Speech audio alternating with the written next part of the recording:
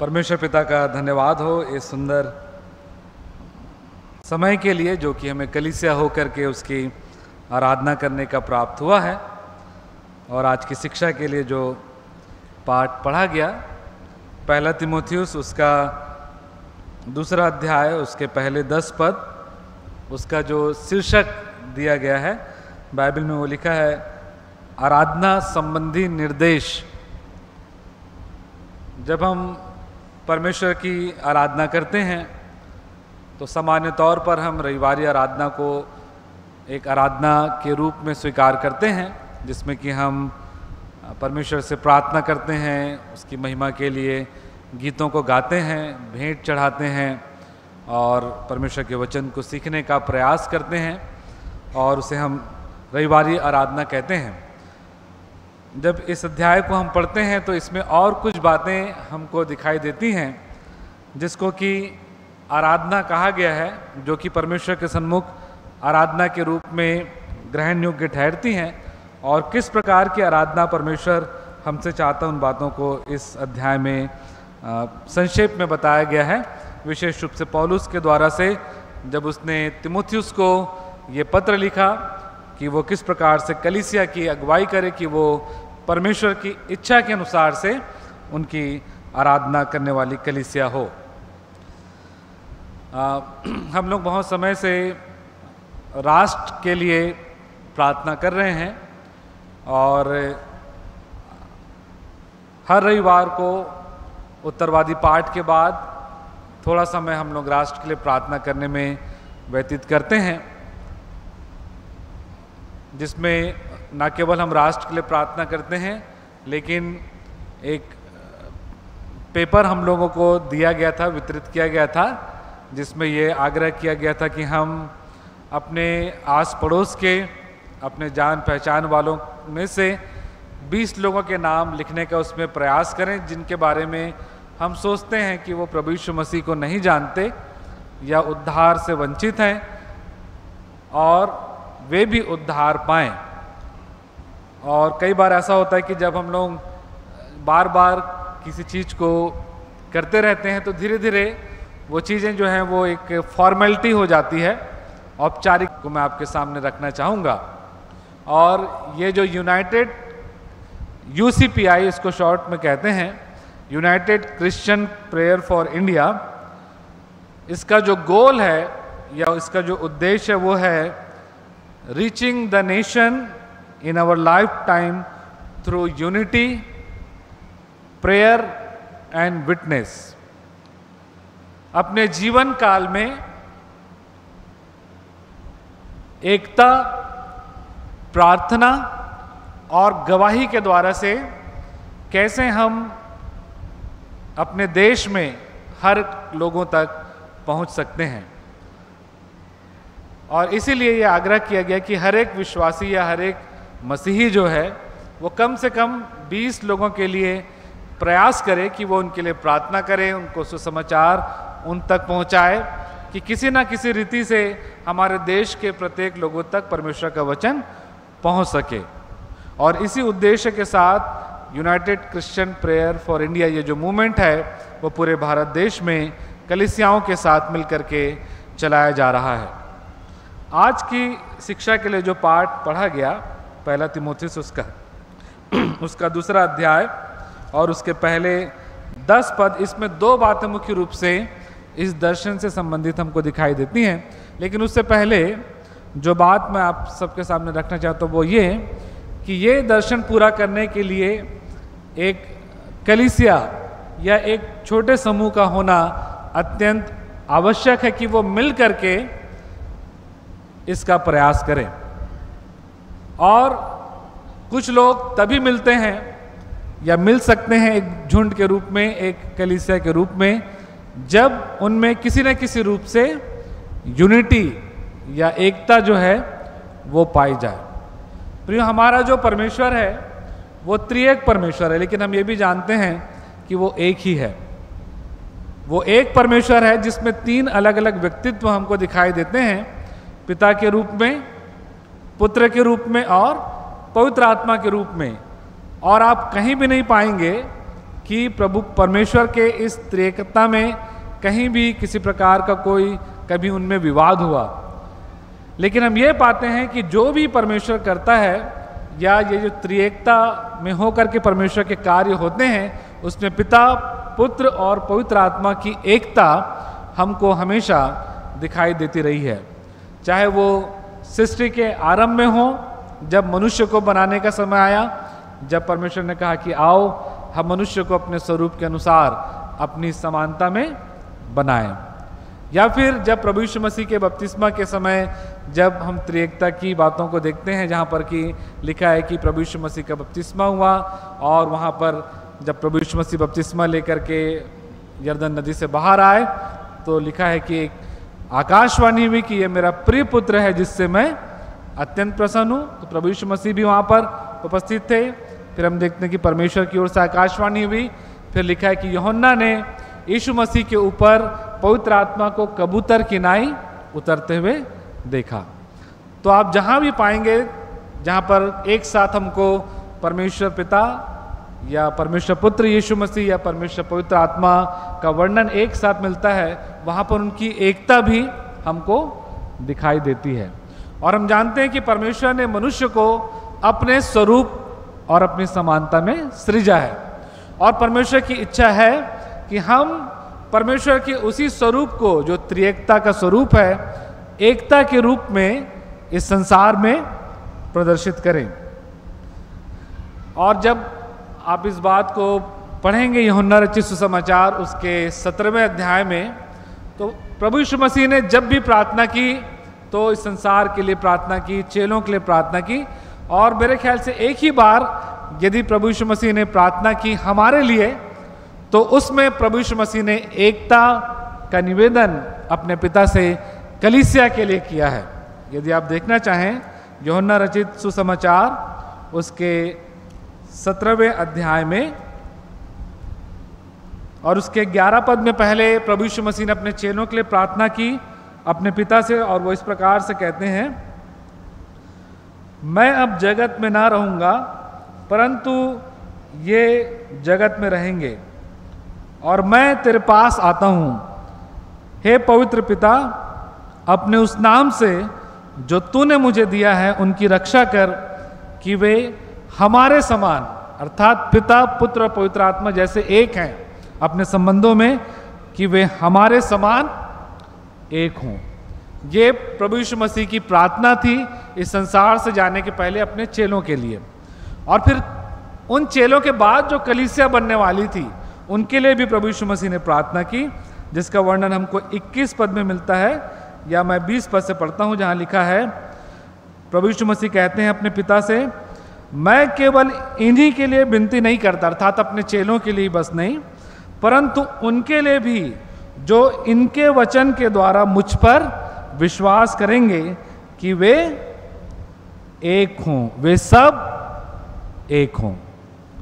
ये प्रभु यीशु मसीह की प्रार्थना थी अपने पिता से, अपने चेलों के लिए भी, और उन चेलों के बाद जो लोग वचन को सुनकर विश्वास करेंगे, अर्थात कलीसिया, आप और मैं, कि हम एक हों, हम में यूनिटी हो, एकता हो, प्रभु के कार्यों के लिए, प्रभु की योजनाओं को पूरा करने के लिए जो उसने प्रभु यीशु मसीह में हमारे लिए रखी हैं। और ये जो एकता है प्रियो, वो छोटे से या छोटे रूप से प्रारंभ होती है। अर्थात हमारे परिवार में यदि एकता होगी तो ये जो कलीसिया है वो परिवारों का झुंड है, ना केवल विश्वासियों का झुंड है लेकिन परिवारों का एक समूह है।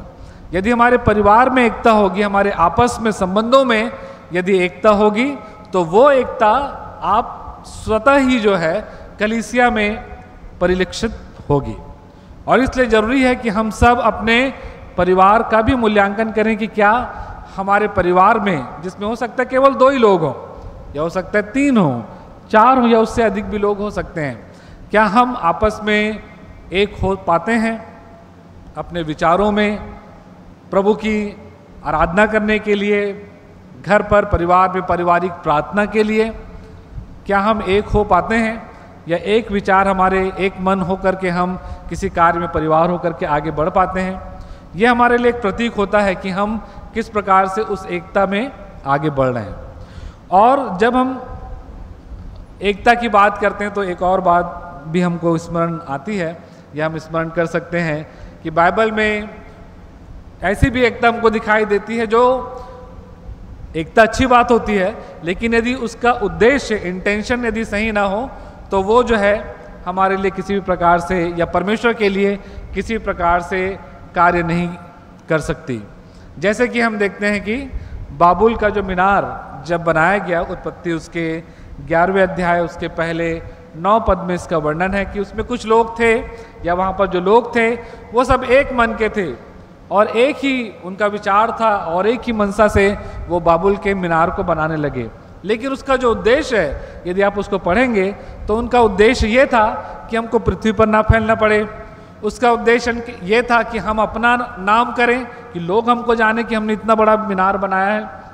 तो एकता कई बार गलत उद्देश्य से भी हमारे मध्य में हो सकती है, जो कि परमेश्वर के सामने ग्रहण योग्य नहीं है। और हम जानते हैं कि ऐसी एकता जो है वो ज़्यादा दिन तक बनी नहीं रह सकती। और परमेश्वर ने बाबुल का मीनार जब बनाया जा रहा था तो परमेश्वर ने भाषा में गड़बड़ी डाली और लोगों को पृथ्वी पर फैला दी, क्योंकि परमेश्वर ने पहले से ही अपनी इच्छा प्रकट की थी कि मैंने पृथ्वी तुमको दी है, इस फूलो फलो आदम से कहा और पृथ्वी में भर जाओ, एक जगह रहो। परमेश्वर की इच्छा नहीं थी और परमेश्वर ने इसलिए उनको पृथ्वी पर वहां से फैला दिया और वो एकता जो थी वो समाप्त हो गई। वो केवल क्षणिक या कुछ समय के लिए हो सकती है, लेकिन यदि वो परमेश्वर की इच्छा के अनुसार नहीं है तो वो कभी भी ज़्यादा दिन तक बनी नहीं रहती। उसके तुलना में यदि हम प्रेरितों के काम में देखें, जहाँ पर चेलों की मंडली प्रभु की इच्छा के अनुसार, क्योंकि प्रभु यीशु मसीह ने अपने चेलों से कहा था कि मैं जा रहा हूँ और तुमको सुसमाचार प्रचार करना, लेकिन उसके पहले प्रभु ने कहा कि जब तक तुम स्वर्ग से सामर्थ ना पाओ तब तक यरूशलेम में ठहरे रहना, रुके रहना, एक साथ रहना। और प्रेरितों के काम यदि आप उसके 2 अध्याय और उसके पहले 12 पद को देखेंगे तो आप पाएंगे कि चेलों की जो मंडली थी वो एक साथ इकट्ठे थे और जब वहाँ पर पवित्र आत्मा उंडेला गया उनके बीच में एक एकता हमको दिखाई देती है। प्रेरितों का काम उसके 2 अध्याय और उसके पहले पद में लिखा हुआ है, जब पेंतेकुस्त का दिन आया तो वे सब एक जगह इकट्ठे थे, एक मन होकर के वो प्रार्थना में लगे हुए थे। और तब हम देखते हैं कि इस यूनिटी के कारण से परमेश्वर का आत्मा जब उनके ऊपर आया तो उन्होंने सामर्थ पाया और प्रभु की गवाही वो अपने जीवन से, अपने शब्दों से देने के लिए सबल हो सके। तो प्रियो, हमारी जो एकता है वो बहुत महत्वपूर्ण है, क्योंकि वो हमें बल प्रदान करती है कि हम मिल करके परमेश्वर ने हमारे लिए जो कार्य रखे हैं, योजनाएं रखे हैं, उसे पूरा कर सकें। अकेले काम करते करते एक व्यक्ति थक सकता है। परमेश्वर के वचन में लिखा है मलाकी में, एक से भले 2 हैं और 2 से भी ज़्यादा भले हैं लिखा है 3, या परमेश्वर यदि उनके मध्य में है तो वो मिल करके परमेश्वर के कार्यों को अंजाम दे सकते हैं। तो हमारी जो एकता, यदि एक से भी अधिक व्यक्ति मिल करके एक साथ परमेश्वर के कार्यों को करने के लिए एक मन होते हैं तो परमेश्वर की महिमा वहाँ पर प्रकट होती है। तो जब हमारे बीच में एकता होती है प्रियो, या कलीसिया में एकता पाई जाती है तो उसका रिजल्ट हमको दिखाई देता है। यदि आप यूहन्ना रचित सुसमाचार उसके 17वें अध्याय को ही देखें और उसके 21 पद को, तो वहाँ इस प्रकार से लिखा हुआ है,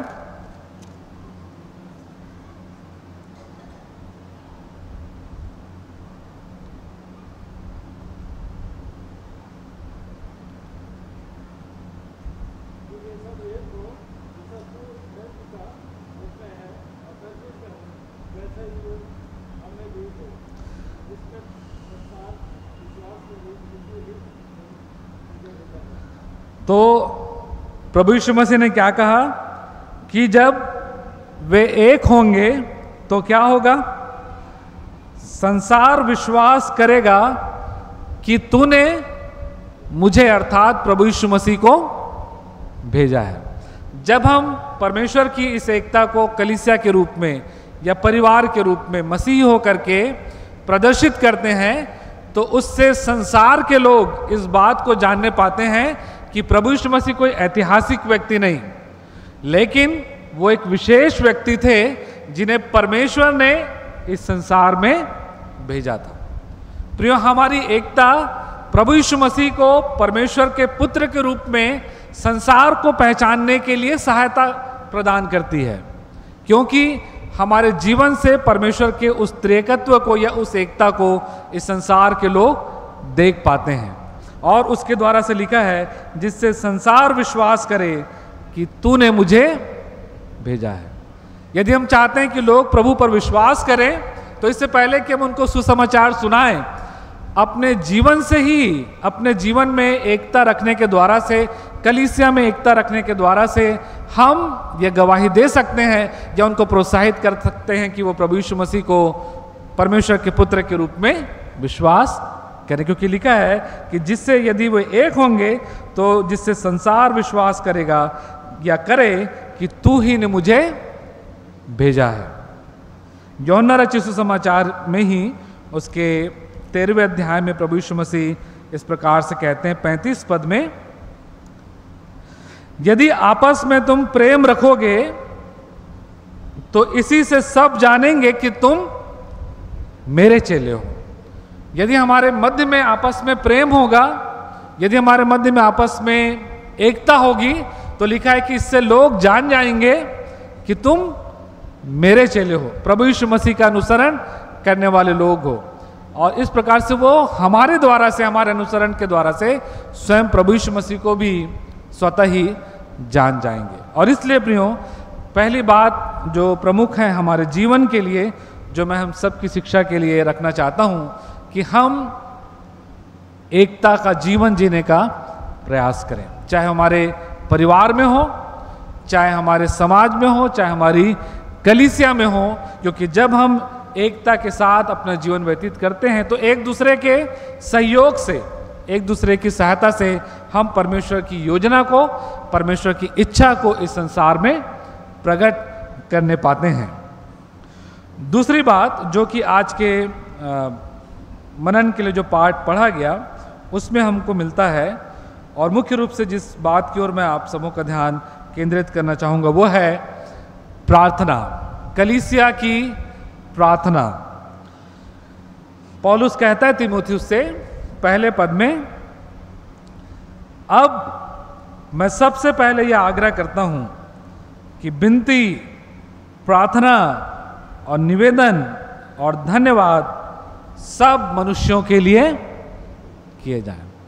जब हम प्रार्थना करते हैं तो बाइबल बताती है, यह परमेश्वर का वचन जिसको कि परमेश्वर की आत्मा की प्रेरणा से पौलुस ने लिखा है, वो ये है कि परमेश्वर की इच्छा है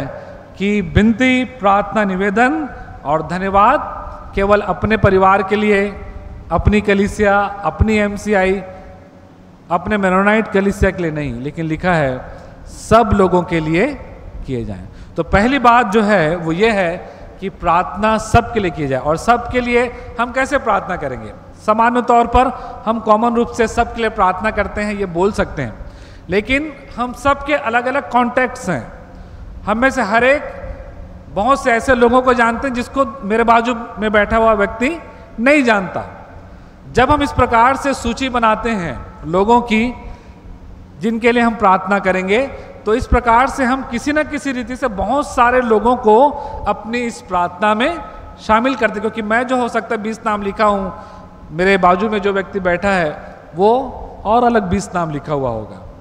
तो इस प्रकार से हम बहुत से लोगों को अपनी प्रार्थनाओं में सहभागी करते हैं। और परमेश्वर का वचन यही हमसे कह रहा है कि प्रार्थना, निवेदन, धन्यवाद, विनती जो है वो केवल अपने अपने लोगों के लिए नहीं, लेकिन सब लोगों के लिए करना है। 4 प्रकार के लोगों के लिए प्रार्थना करने के बारे में परमेश्वर का वचन बताता है। पहली बात लिखा है सब लोगों के लिए, और वो तब होगा जब हम अलग अलग 20 नामों को लेकर के प्रार्थना करेंगे। दूसरी बात जो इसी अध्याय के या इसी अध्याय के दूसरे पद में मिलती है, लिखा है राजाओं और सब ऊंचे पद वालों के निमित्त, इसलिए कि हम विश्राम और चैन के साथ सारी भक्ति और गंभीरता से जीवन बिताएं। दूसरी जो विशेष प्रार्थना आराधना में लिखा है की जानी चाहिए, वो किसके लिए है? राजाओं और ऊंचे पद वालों के लिए, अर्थात अपने अधिकारियों के लिए, अपने देश के नेताओं के लिए, अपने स्वामियों के लिए, जिनके अधीन परमेश्वर ने आपको और मुझको रखा है। ये प्रार्थना हमें नियमित और निरंतर करनी है। यदि आप में से बहुत से लोग, हो सकता है हमारे मन में आए कि हम क्यों हर रविवार प्रार्थना करते हैं। हम इसलिए प्रार्थना करेंगे कि परमेश्वर का वचन हमें यह आदेश देता है कि हम सबके लिए प्रार्थना करें। दूसरी बात है कि अपने अधिकारियों के लिए हम प्रार्थना करें। फिर यिर्मयाह नबी की पुस्तक उसके 29 अध्याय और उसके 7 पद में यदि आप पढ़ें तो वहाँ लिखा है कि हमको अपने नगर के लिए प्रार्थना करना है। 7वें पद में लिखा है, परमेश्वर ने इस्राएलियों से इस प्रकार से कहा जब वो लोग बंदी बना करके बाबुल में पहुंचाए गए थे, परंतु यिर्मयाह 29:7, परंतु जिस नगर में मैंने तुमको बंदी करा के भेज दिया है उसके कुशल का यत्न किया करो और उसके हित के लिए यहोवा से प्रार्थना किया करो। जिस स्थान में मैंने तुमको रखा है, भेजा है या रखा है, लिखा है उसके हित के लिए तुम प्रार्थना किया करो। तो सबके लिए प्रार्थना, अधिकारियों के लिए प्रार्थना और नगर के लिए प्रार्थना। और चौथी बात जो बताना चाहूँगा वो है कि अपने देश के लिए भी प्रार्थना करने की इच्छा परमेश्वर ने हमारे सामने रखी है। दूसरा इतिहास और उसके 7वें अध्याय और उसके 14 पद में इस प्रकार से लिखा हुआ है,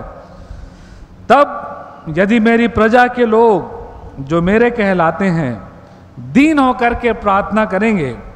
और मेरे दर्शन के खोजी होकर अपनी बुरी चाल से फिरें,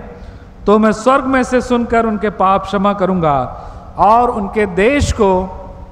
ज्यों का त्यों कर दूंगा। मैं उनके देश को आशीषित करूंगा जो लोग दीन होकर मेरे सामने प्रार्थना करेंगे। प्रिय, हम सब अपने देश के लिए आशीष के कारण होना चाहते हैं। उसके लिए आवश्यक है कि हम अपने देश के लिए भी निरंतर दीन होकर के, नम्र होकर के, अपने बुरी चाल से फिर करके परमेश्वर से या परमेश्वर के सन्मुख जाएं और प्रार्थना करें। तो ये 4 बातें हैं जो हमको सिखाती हैं प्रियो कि हमको सभी मनुष्यों के लिए प्रार्थना करना है, हमको अपने अधिकारियों के लिए प्रार्थना करना है, हमको अपने नगर के लिए प्रार्थना करना है जहाँ प्रभु ने हमको रखा है, और हमको प्रार्थना करना है अपने देश के लिए भी जहाँ परमेश्वर ने हमको रखा है कि हम अपने देश के लिए भी आशीष के कारण हो सके। हमारी प्रार्थना से हमारा देश जो है वो भी आशीषित हो सके। और जब हम ऐसी प्रार्थना नियमित करते हैं, निरंतर करते हैं प्रियो, तो वो व्यर्थ नहीं जाती। भले हमको लगे कि वो फॉर्मेलिटी है यदि हम उसकी गंभीरता को ना समझें, लेकिन यदि हम गंभीरता के साथ उसको समझते हुए इस प्रार्थनाओं को करते हैं तो परमेश्वर का वचन बताता है उसका रिजल्ट भी हमको मिलता है। दूसरा, 1 तीमुथियुस उसके 2 अध्याय में लिखा हुआ है, जब हम सबके लिए प्रार्थना करते हैं तो क्या होता है। 4 पद में लिखा हुआ है 2 तीमुथियुस 2:4 में परमेश्वर के बारे में, जो यह चाहता है कि सब मनुष्यों का उद्धार हो और वे सत्य को भली भांति पहचान ले। परमेश्वर क्यों चाहता है कि हम सबके लिए प्रार्थना करें? क्योंकि लिखा है कि प्रार्थना के द्वारा से ऐसे द्वार खुलते हैं जिससे कि सब मनुष्य जो हैं वो उद्धार प्राप्त करने के लिए प्रोत्साहित हो सकें, जिससे कि वो सत्य को भली भांति पहचान ले, अर्थात परमेश्वर को। प्रियो, सबके लिए प्रार्थना क्यों करना है? क्योंकि परमेश्वर चाहता है कि सबका उद्धार हो। दूसरी बात जो हमको रिजल्ट के रूप में दिखाई देती है जब हम अपने अधिकारियों के लिए प्रार्थना करते हैं, 2 पद में लिखा हुआ है, राजाओं और सब ऊंचे पद वालों के लिए इसलिए प्रार्थना करो क्योंकि उसका रिजल्ट क्या आएगा कि हम विश्राम और चैन के साथ सारी भक्ति और गंभीरता से जीवन बिताएं। आप जानते हैं कि इन दिनों में हमारे सामने बहुत सारी विपरीत परिस्थितियां हैं, जिसमें कि सताव की स्थिति का भी सामना मसीही लोग कर रहे हैं, विशेष रूप से नए विश्वासी लोग कर रहे हैं।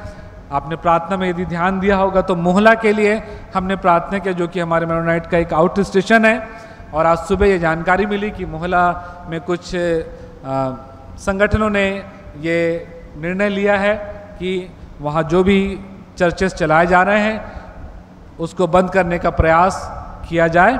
और इस प्रकार की सूचना जो है वो आज सुबह हमको प्राप्त हुई और इसलिए हमने प्रार्थना में इस विषय को रखा है। हम जानते हैं प्रियों कि ऐसी परिस्थितियां हमारे सामने हैं और ऐसी परिस्थितियों में हमारे जो अधिकारीगण हैं,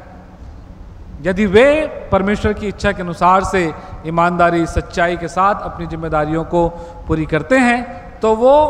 हमारे लिए एक रास्ता होता है कि इन विपरीत परिस्थितियों में भी अपनी गवाही को बहुत ही शांतिपूर्ण ढंग से हम इस संसार में रख सकेंगे या रखने पा रहे हैं। और इसलिए हमको नियमित अपने अधिकारियों के लिए भी प्रार्थना करना, क्योंकि लिखा है कि जब हम उनके लिए प्रार्थना करेंगे, ऊंचे पद वालों और राजाओं के लिए प्रार्थना करें, कि हम स्वयं जो है विश्राम और चैन के साथ सारी भक्ति और गंभीरता से जीवन बिता सके। इस विपरीत परिस्थिति में यदि हमारे अधिकारियों के द्वारा से सहयोग प्राप्त होता है तो बड़े ही शालीनता के साथ, शांति के साथ हम अपने जीवन को व्यतीत करते हुए भी एक सच्ची गवाही को इस संसार में रख पाएंगे। और इसलिए जब हम प्रार्थना करते हैं अपने अधिकारियों के लिए प्रियो, तो परमेश्वर उनके मनों को तैयार करता है जिससे कि हम शांति के साथ जीवन व्यतीत करते हुए अपनी गवाही को बनाए रखें। तीसरी बात, जब हम प्रार्थना करते हैं अपने नगर के लिए तो उसका रिजल्ट भी हमको दिखाई देता है, जैसा कि यिर्मयाह उसके 29 अध्याय और उसके 7 पद में लिखा हुआ है कि अपने नगर के लिए जहाँ परमेश्वर ने तुमको रखा है प्रार्थना किया करो, क्योंकि लिखा है उसके कुशल से तुम भी कुशल के साथ रहोगे। यदि वो नगर कुशल से रहेगा, अर्थात उसमें यदि शांति बनी रहेगी, तो तुम भी जो है शांति के साथ अपना जीवन व्यतीत करने पाओगे। और हम में से कोई भी नहीं चाहेगा कि हम डिस्टर्ब रहें, तनाव में रहें। और इसके लिए जरूरी है कि हम अपने नगर के लिए भी प्रार्थना करें कि वहाँ शांति का माहौल हो, जिससे कि हम स्वयं शांति का जीवन अनुभव के साथ जीते हुए प्रभु की महिमा कर सके। और चौथी बात हमने देखी कि हमको अपने देश के लिए इसलिए प्रार्थना करना है क्योंकि उसका रिजल्ट हमको दिखाई देगा कि हमारा देश जो है वो उन्नति करेगा, वो आशीषित होगा। और हम सब चाहते हैं कि हमारा देश उन्नति करे, आगे बढ़े, और उसमें हमारे जीवन के द्वारा से भी हम प्रार्थना करने के द्वारा से अपना सहयोग अपने देश को प्रदान कर सकते हैं। तो प्रियो, प्रार्थना जो है वो हमारे जीवन का एक महत्वपूर्ण भाग है। हमको कलीसिया होकर, एक होकर के, सबसे पहली बात है एक होना है, और एक होकर के सबके लिए, अधिकारियों के लिए, अपने नगर के लिए और अपने देश के लिए भी हमको प्रार्थना करनी है। तीसरी और अंतिम बात जो मैं आप सबों के सामने रखना चाहूँगा वो ये प्रियो, कि ना केवल हमको प्रार्थना करना है सबके लिए, अपने अधिकारियों के लिए, अपने नगर और अपने देशवासियों के लिए, लेकिन उसके साथ साथ हमें प्रभु की गवाही भी उन तक पहुंचाना अत्यंत आवश्यक है। क्योंकि जब हम प्रार्थना करते हैं तो हम एक प्रकार से, जैसा कि एक किसान होता है, जब वो अपने खेत में फसल देखना चाहता है तो जरूरी होता है कि इससे पहले कि वो बीज बोए, वो अपने उस खेत को तैयार करे, उसकी सारी मलिनता को, सारे कचरे को, ऐसी सारी वस्तुओं को वहाँ से हटाए, जिससे कि वो भूमि जो है बीज को ग्रहण करने के लिए तैयार हो सके। प्रियो, जब हम प्रार्थना करते हैं तो इसी प्रकार से परमेश्वर जो है लोगों के मन को तैयार करता है कि जब भी वचन का बीज उनके जीवन में बोया जाए तो वो उसको स्वीकार करने के लिए तैयार हो। प्रार्थना मन को तैयार करती है, लेकिन यदि बीज बोया ना जाए तो फल आ ही नहीं पाएगा। प्रार्थना सबसे पहला और सबसे पहला स्टेप है, महत्वपूर्ण स्टेप है, चरण है, यदि हम चाहते हैं कि लोग उद्धार पाएं। और दूसरा महत्वपूर्ण स्टेप है प्रियो, कि हम गवाही दें, अपने शब्दों के द्वारा से भी और अपने व्यक्तिगत जीवन के द्वारा से। पहला तीमुथियुस उसके 2 अध्याय में लिखा हुआ है और उसके 5वें पद से आगे मैं पढ़ रहा हूं, जहां लिखा है, क्योंकि परमेश्वर एक ही है और परमेश्वर और मनुष्यों के बीच में एक ही बिचवाई है, अर्थात मसीह यीशु जो मनुष्य है, जिसने अपने आप को सबके छुटकारे के दाम में दे दिया और उसकी गवाही ठीक समय पर दी गई। लिखा है और उसकी गवाही ठीक समय पर दी गई और वही गवाही हम तक पहुंची, और जब हमने उसे स्वीकार किया तो आज हम उस फल के रूप में मसीह होकर के इस संसार में अपना जीवन व्यतीत कर रहे हैं। प्रियो, हमको दोनों तरीके से सुसमाचार सुनाने के लिए तैयार होना है, शब्दों से भी और अपने जीवन से भी। प्रभु यीशु मसीह जब इस संसार से जाने वाले थे तो प्रभु यीशु मसीह ने अपने चेलों से कहा कि तुम जाओ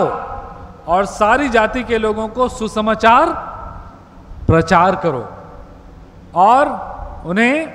वो बातें मानना सिखाओ जो मैंने तुमको आज्ञा दी हैं। उन्हें पिता, पुत्र, पवित्र आत्मा के नाम से बपतिस्मा दो और वो सब बातें जो मैंने तुमको आज्ञा दी हैं मानना सिखाओ। प्रियो, सुसमाचार शब्दों से भी होना अत्यंत आवश्यक है। यद्यपि आज की जो परिस्थिति है उसमें हमारे लिए थोड़ा कठिन जरूर है, लेकिन तो भी परमेश्वर का वचन कहता है कि विश्वास सुनने से और सुनना मसीह के वचन से होता है। इसलिए शब्द के द्वारा से प्रचार करना एक बहुत ही महत्वपूर्ण और प्रभावशाली तरीका है जिसको कि हमको अपनाना है। हालांकि उसके लिए हमको उतावली नहीं करना है, हमको समय का इंतजार करना है कि कब वो समय आए, कब ऐसी परिस्थिति बने जब हम शब्दों के द्वारा से प्रभु यीशु मसीह के प्रेम को,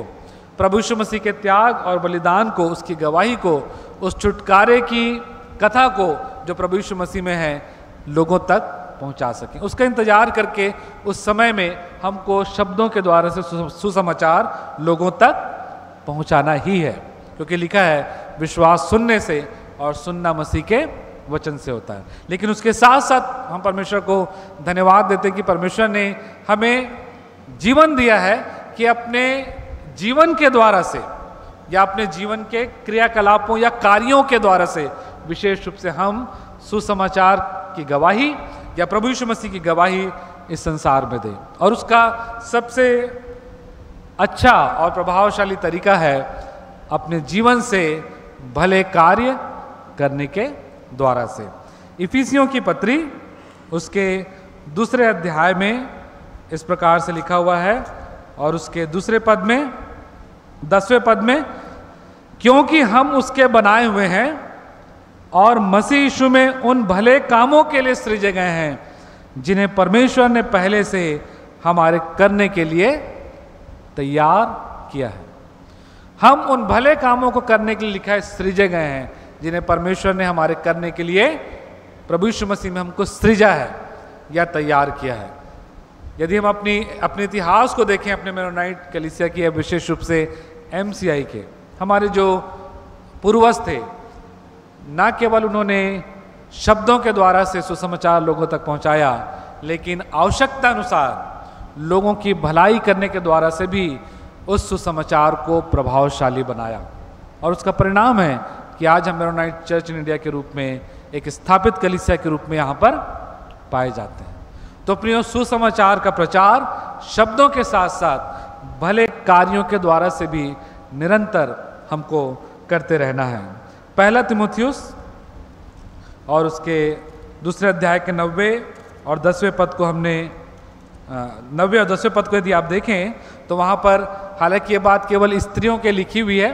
लेकिन फिर भी इसमें एक संदेश है हर एक के लिए। पौलुस कहता है स्त्रियों को वैसे ही स्त्रियां भी संकोच और संयम के साथ सुहावने वस्त्रों से अपने आप को संवारें, ना कि बाल गुथने और सोने और मोतियों और बहुमूल कपड़ों से, पर लिखा है 10वें पद में, पर भले कामों से, क्योंकि परमेश्वर की भक्ति करने वाले स्त्रियों को यही उचित भी है। परमेश्वर के भक्ति करने वाली स्त्रियों को क्या उचित है कि वो अपने जीवन को भले कामों से, लिखा है, संवारें, और वो उनकी गवाही होगी अपने आस पड़ोस में, अपने लोगों के मध्य में, और परमेश्वर की महिमा के लिए, उसके राज की बढ़ोतरी के लिए। तो अपने भले कामों के द्वारा से प्रियो अपने जीवन को संवार कर हम प्रभु की गवाही इस संसार में रखते हैं। और जब लोग हमारे जीवन से उस गवाही को देखते हैं तो वो परमेश्वर को धन्यवाद दिए बगैर नहीं रह पाएंगे, या उसको जाने बगैर नहीं रह पाएंगे, क्योंकि परमेश्वर का वचन कहता है मत्ती रचित सुसमाचार उसके 5वें अध्याय और उसके 16 पद में, जहां लिखा है, उसी प्रकार तुम्हारा उजियाला मनुष्यों के सामने चमके। अब ये कैसे चमकेगा वो आगे लिखा है कि वे तुम्हारे किसको देखकर? भले कामों को देखकर तुम्हारे पिता की जो स्वर्ग में है बड़ाई करें। तुम्हारे भले कामों को देखकर तुम्हारे पिता की जो स्वर्ग में है बड़ाई करें। प्रियो, भले काम ही वो ज्योति हैं जिसको अपने जीवन से हम प्रदर्शित करते हैं, जिसकी चमक से लोग उस सच्ची ज्योति को अर्थात प्रभु यीशु मसीह को पहचान पाते हैं। और इसलिए हमको अपने व्यक्तिगत जीवन से, अपने पारिवारिक जीवन और अपने कलीसियाई जीवन से भी शब्दों के साथ साथ भले कामों के द्वारा से भी प्रभु की गवाही इस संसार में फैलाना है, ताकि हम उसके द्वारा से लोगों को यह अवसर प्रदान कर सकें कि वो सच्चे प्रभु को जान सकें, उसकी ओर आकर्षित हो सकें। दूसरा पतरस उसके 3 अध्याय को यदि आप देखें तो उसके 90 पद में एक बात लिखी हुई है,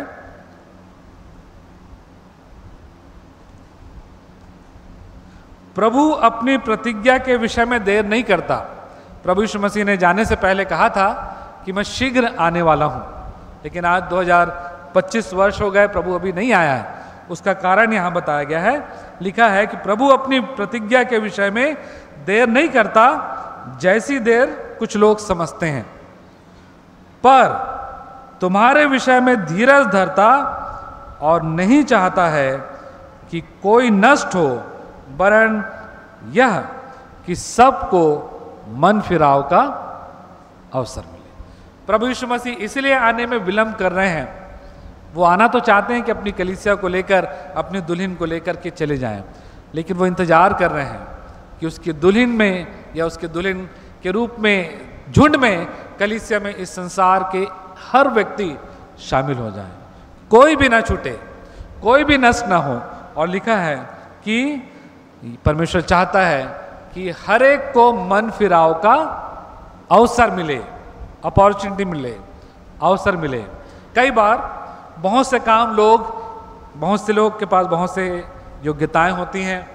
इच्छाएं भी होती हैं, लेकिन कई बार बहुत से लोग बहुत से काम नहीं कर पाते। क्यों? क्योंकि उनको अवसर, अपॉर्चुनिटी नहीं मिलती है। यहां लिखा है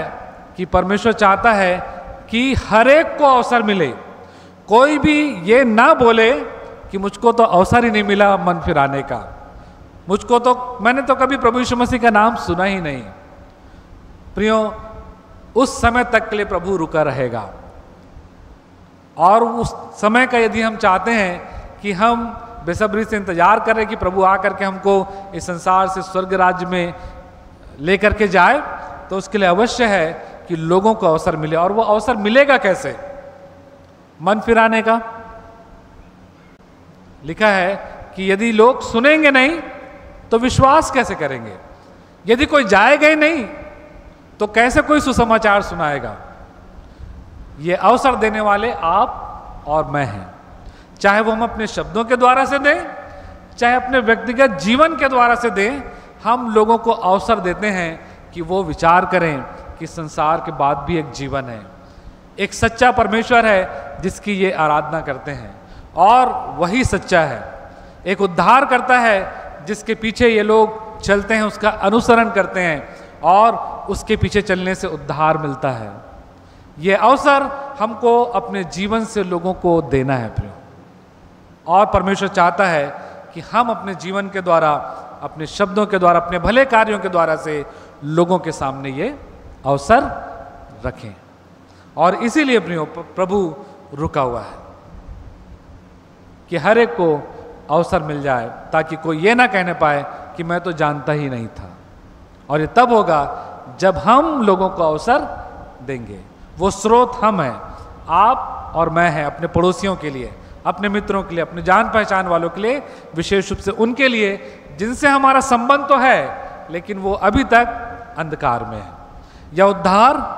नहीं पाए। और इन्हीं बातों को ध्यान में रखते हुए ये जो यूसीपीआई है, United Christian prayer for India, ये जो दर्शन है प्रियो, वो लेकर के कलीसिया के साथ आगे बढ़ रहे हैं सब लोग, कि हम निरंतर कलीसिया होकर के, आपस में एक होकर के, एकता के साथ सब लोगों के लिए, अधिकारियों के लिए, नगर के लिए, अपने देश के लिए प्रार्थना करें, उनके नाम लिखें, और फिर जैसे ही अवसर हमको मिलेगा या मिलता है तो हम अपने शब्दों के द्वारा से और अपने व्यक्तिगत जीवन के द्वारा से, भले काम प्रदर्शित करने के द्वारा से उनके सामने सुसमाचार की गवाही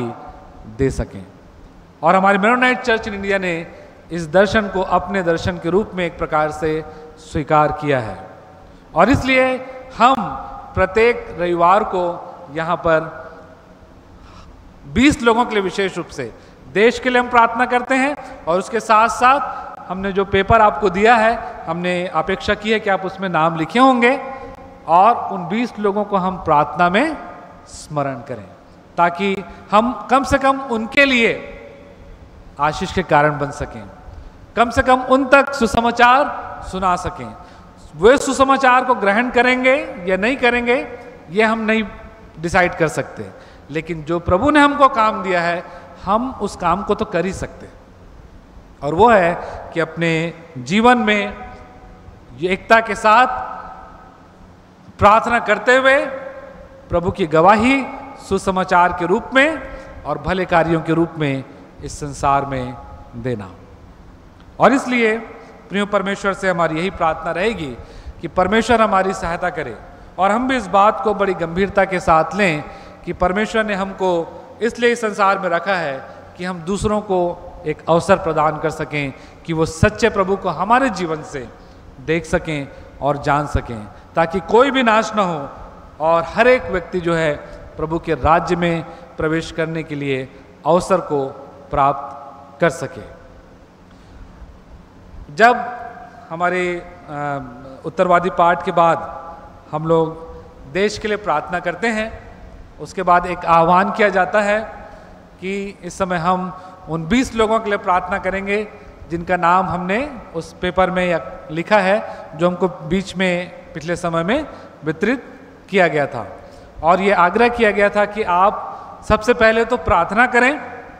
और प्रार्थना करने के बाद ऐसे लोगों के बारे में विचार करें जो आपके संपर्क में लेकिन प्रभु यीशु मसीह को नहीं जानते, उद्धार से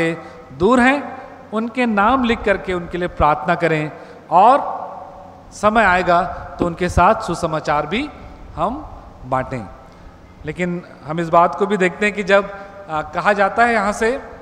क्या ये हम उस कार्ड को या उस पेपर को ले लें और अपने हाथों में लेकर के उसको प्रार्थना करें, तो बहुत ही कम लोग दिखाई देते हैं जो उस पेपर को अपने साथ रखे हुए हैं। क्यों, मुझको नहीं मालूम, लेकिन हो सकता है, मैं केवल ऐसा अंदाज लगा रहा हूँ, वो ये कि हम शायद इसकी गंभीरता को नहीं समझ पाए, या हमने बहुत ही लाइटली इसको लिया है, या हमको लगता है कि ये केवल एक औपचारिकता है। प्रियो, ये केवल एक औपचारिकता नहीं है, ये हमारे अंदर एक बोझ होना चाहिए, यदि नहीं है तो हमको प्रार्थना करना चाहिए कि हमको लोगों को प्रभु यीशु मसीह के बारे में बताने का परमेश्वर बोझ दे, क्योंकि परमेश्वर की इच्छा यही है कि संसार के प्रत्येक व्यक्ति उद्धार पाए। और जो लोग प्रभु पर विश्वास करते हैं उनकी ये जिम्मेदारी है कि प्रभु की इच्छा को वो अपने जीवन से पूरी करें। यदि हम बोलते हैं कि हम कलीसिया हैं, हम प्रभु के लोग हैं, तो हमारी ये नैतिक जिम्मेदारी है कि प्रभु की हर एक इच्छा को हम पूरी करें। तो फिर इस इच्छा को हम कैसे दरकिनार कर सकते हैं, जो कि परमेश्वर की सबसे हार्दिक इच्छा है। जब किसी व्यक्ति की मृत्यु होने वाली रहती है, हम लोग हालांकि आजकल बहुत कम ऐसे देखते हैं, हम लोग जब छोटे थे तो जब सीरियल वगैरह देखते थे तो उसमें यदि किसी को फांसी दी गई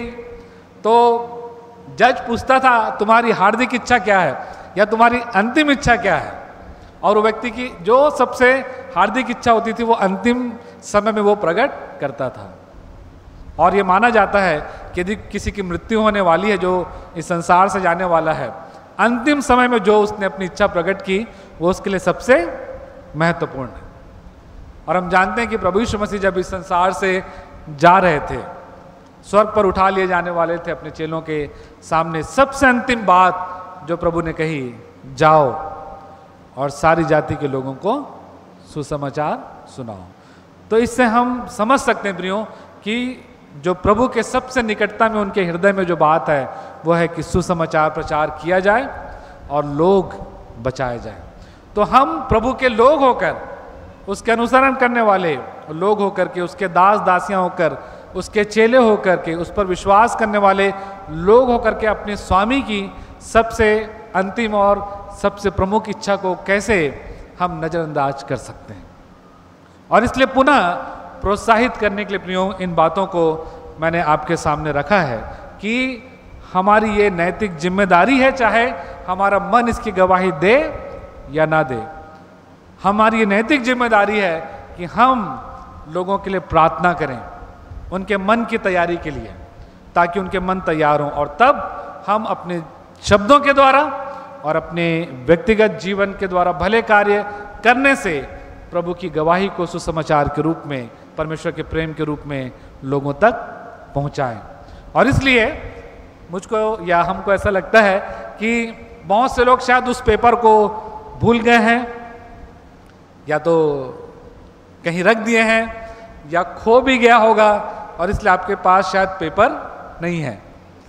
और इसलिए पुनः आज हम एक नए रूप में उस कार्ड को, जिसमें आपने नाम पहले लिखे होंगे 20 नाम, आप उसी 20 नाम को उसमें लिख सकते हैं, लेकिन वो एक अच्छे फॉर्म में है, एक कार्ड के रूप में है, जो कि जल्दी मुड़ेगा नहीं या खराब नहीं होगा। हम एक कार्ड के रूप में इसको आपको देना चाहते हैं कि यदि आपने जो 20 नाम लिखे हैं तो उन नामों को इस कार्ड में फिर से आप लिखिए और उसको अपनी बाइबल में आप रखिए। प्रतिदिन उनके लिए हम प्रार्थना करें, और जब रविवार को यहाँ आते हैं तो आपको वो कार्ड लेकर के आना है, और उस कार्ड को अपने हाथों में लेकर के हम प्रार्थना करेंगे प्रत्येक रविवार को। यदि हम इसकी गंभीरता को नहीं समझ पाए थे तो मैं आग्रह करूंगा कि जब आपको ये कार्ड दिया जाता है, यदि आपने पहले नाम नहीं लिखे थे, प्रार्थना कीजिए, परमेश्वर से अगुवाई मांगे कि ऐसे कौन लोग हैं जो मेरे संपर्क में हैं, जो उद्धार नहीं पाए हैं, प्रभु मेरी अगुवाई करें, उनके नाम मेरे सामने आप लाएं, ताकि मैं उनके लिए प्रार्थना कर सकूं और उनको सुसमाचार भी सुना सकूं जब मुझे अवसर मिलता है। यदि हम निरंतर किसी के लिए प्रार्थना करते रहेंगे, और केवल यदि हम उससे केवल सुसमाचार नहीं भी सुना रहे हैं, अचानक से बातचीत करते हुए यदि कभी ऐसा अवसर मिलता, आप उनको केवल ये बता देंगे कि मैं प्रतिदिन आपके लिए प्रार्थना करता हूँ या करती हूँ, तो वो व्यक्ति आपसे जानना चाहेगा कि आप क्यों उनके लिए प्रार्थना करते हो, और वो अवसर होगा हमारे लिए कि हम सुसमाचार उनको सुना सकें। तो आज जब आप लोग भेंट डालने के लिए सामने आएंगे, हमारे वॉलंटियर्स यहाँ पर सामने खड़े रहेंगे और वो कार्ड आपको वितरित किया जाएगा। और मैं पुनः आग्रह करूंगा, जैसा कि परमेश्वर का वचन हमको कहता है कि हमको निरंतर सबके लिए प्रार्थना करना है, निरंतर हमको सुसमाचार सुनाने के लिए तैयार रहना, क्योंकि ये प्रभु की इच्छा है, प्रभु की योजना है जो उसने मसीहियों के लिए, कलीसिया के लिए रखी है। तो उसमें हमको इस तरीके से सहभागी होकर के अपनी जिम्मेदारी को कलीसिया होकर पूरा करना है, क्योंकि ये जिम्मेदारी केवल सुंदरगंज मेनोनाइट कलीसिया की नहीं, ये इस संसार के प्रत्येक कलीसिया की जिम्मेदारी है। लेकिन इस संसार के या विशेष रूप से भारत देश के कुछ कलीसियाओं ने इसको एक दर्शन के रूप में स्वीकार किया, जिसमें कि हमारी कॉन्फ्रेंस भी है। और इसलिए कॉन्फ्रेंस की ओर से भी ये निर्देश है कि हमारी कलीसियाएं निरंतर प्रार्थना के द्वारा और समय मिलने पर सुसमाचार के द्वारा से इस सेवा में आगे बढ़े, एक होकर के और प्रभु की गवाही दे। परमेश्वर इन वचनों के द्वारा से हमारी सहायता करे कि हम इन वचनों के द्वारा से लोगों के लिए प्रार्थना करने की गंभीरता को समझ सकें, सुसमाचार सुनाने के प्रति अपनी नैतिक जिम्मेदारी को समझ सकें, और इस संसार में जो हमारे संपर्क में कम से कम उनके लिए हम आशीष और उद्धार का कारण बने। आइए हम प्रार्थना करें। सेनाओं के हुआ पवित्र परमेश्वर पिता, हम बड़े ही दीनता, नम्रता और धन्यवाद के साथ आपके चरणों में आते हैं। हम धन्यवाद देते प्रभु जी कि आपने हमें बुलाया है कि हम एक होकर आपके प्रेम की, आपके त्रिएकत्व की गवाही इस संसार में रखें। प्रभु जी, आपने हमें बुलाया है कि हम सब के लिए प्रार्थना करें। आपने हमें बुलाया है प्रभु जी कि हम सबको मन फिराव का अवसर दे सकें अपने शब्दों के द्वारा और अपने जीवन के द्वारा भले काम करने से। हमारी सहायता करें प्रभु जी, जो आपने कलीसिया होकर के हमें एक एक व्यक्ति को ये नैतिक जिम्मेदारी दी है, अपनी जिम्मेदारियों को पूरा करके आपकी महिमा करने वाले हो सकें। हमारी सहायता करें कि हम उन लोगों के नाम इन कार्ड पर लिख सकें प्रभु जी, जो आपको नहीं जानते, जो हमारे संपर्क में हैं, और उनके लिए नियमित बोझ के साथ हम प्रार्थना करने वाले और समय आने पर उनको सुसमाचार सुनाने वाले हो सकें, ताकि अपने जीवन से आपकी हार्दिक इच्छा को पूरी करके आपके लोग, आपके चेले होने की हम गवाही दे सकें। सारा आदर महिमा आपको देते हैं। इन वचनों को अपने जीवन में आत्मसात करने के लिए आपकी पवित्र आत्मा की अगुवाई हम में से प्रत्येक के लिए चाहते हुए इस विनती को मुक्तिदाता यीशु मसीह के नाम से मांग लेते हैं। आमीन।